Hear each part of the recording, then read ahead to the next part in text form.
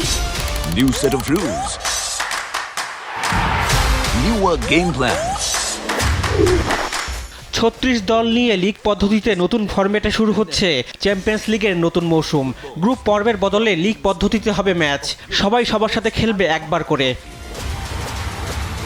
Champions লিগের উদ্বোধনী দিনে জার্মান ক্লাব স্টুটগার্টের বিপক্ষে লড়বে শক্তির বিচারে অনেক এগিয়ে থাকা বর্তমান চ্যাম্পিয়ন রিয়াল মাদ্রিদ। শেষ 5 ম্যাচে একটাতেও হারেনি রিয়াল। চোট কাটিয়ে স্টুটগার্টের বিপক্ষে ম্যাচ দিয়ে মাঠে ফিরতে পারেন জুডে বেলিংহাম, আহেলিয়া চুওমেনি ও এদার মিলিতাও।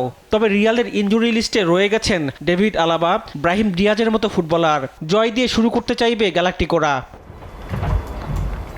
ইংলিশ জায়ান্ট লিভারপুলের বিপক্ষে মাঠে নামবে এসি মিলান। সম্প্রতি লিভারপুলের সময়টা ভালোই কাটছে।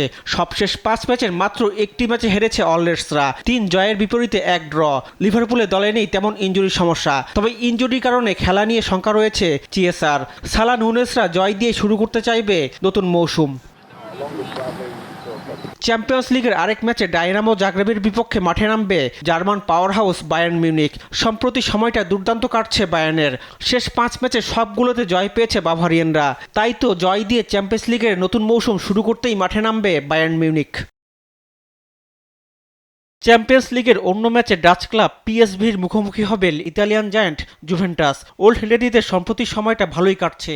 শেষ 5 ম্যাচের মাত্র 1 ম্যাচ হেরেছে তারা, বাকিগুলোতে 3 জয় আর 1 ড্র।